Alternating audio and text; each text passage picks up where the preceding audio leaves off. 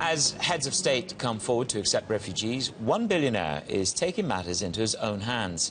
Orascom Telecom CEO Naguib Sawiris joins us, wants Greece to sell him an island to house some of those fleeing their homelands. He joins us now on the phone from Paris. Mr. Sawiris, great to have you with us this morning on Bloomberg. You propose buying an island, which some say is very commendable. You want to buy that from the Italians or from the Greeks. But there are 4 million people who are displaced as a result of conflict. Is this really a substantial proposition that you're making, or is it to raise awareness? First of all, I'm not someone who needs to raise awareness. The awareness is there. People all are watching what's happening to these poor people, drowning on the sea, a child being thrown to the sands of the shore. And when you talk about 4 million people, millions of these people are already hosted in Lebanon and Egypt and in Jordan.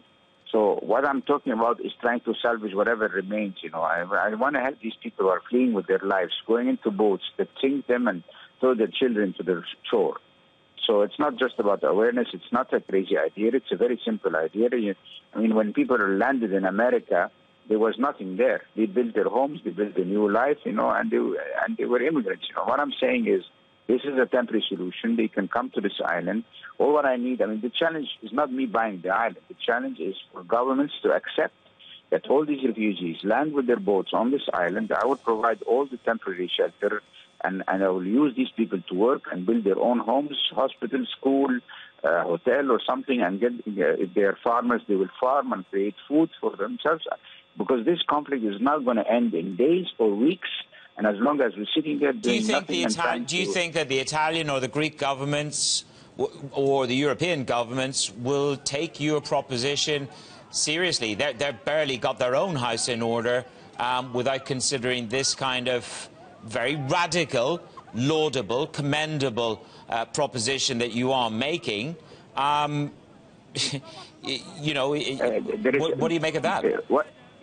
Well, I sent a letter to the Prime Minister of Italy and a letter to the Prime Minister of Greece, and I'm not known to be someone who's not serious, and I'm known to be a developer, someone who can really develop infrastructure and provide the rest, And if they have other solutions where I can engage, I'm fine. I'm open to solutions, but I'm not open to... Have they responded to you? No, it's just, politicians, they take their time. That's the problem, We in the private sector, we go and we act and we build and we do.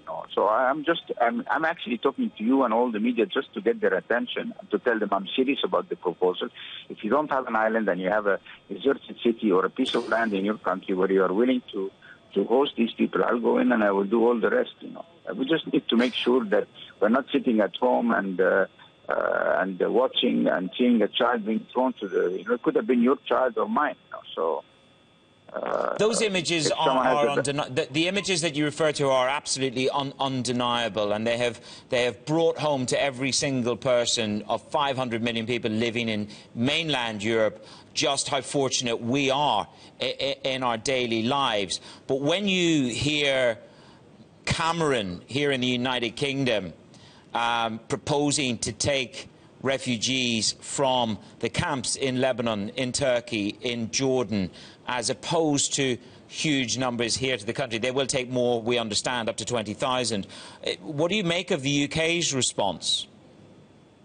Well, it's easy to ask other people to do what you should be doing, these other people already are hosting. Jordan has 1 million Syrian, Lebanon has 2 million. They're not rich countries. They can't afford this dilemma.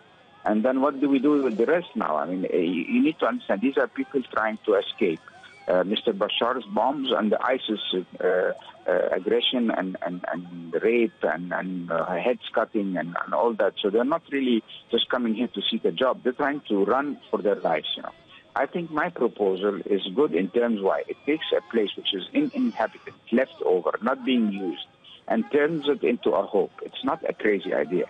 If the Italian government and the Greek government tells me, okay, we've got these islands, they cost so much here, and we will allow you to move 50,000, 100,000 immigrants to this island, and then another 100,000 to the next island, I will go and I will give them a decent life until their country becomes safe again, and then they can choose between going back or remaining if they're happy on living on an island. It's not a fairy tale. Can you afford to? Are you going to personally fund this island? For what period of time? Could you afford to fund this island?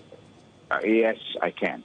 Yes, I can afford, and I know what I'm doing, and I'm willing to sacrifice a big part of my wealth into that endeavor because I think it's just enough is enough. I'm not going to sit there and watch this happening, and I want to clear my conscience as a human being, nothing more.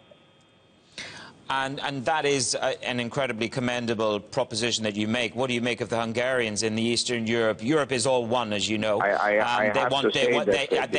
They're repeating their message to migrants. Please don't come here because we won't let you through. The Hungarian Prime Minister Viktor Orban.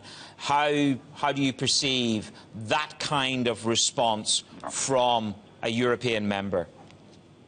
I don't like this response. I don't like the way they've been treating these people. They've been treating them like cattle.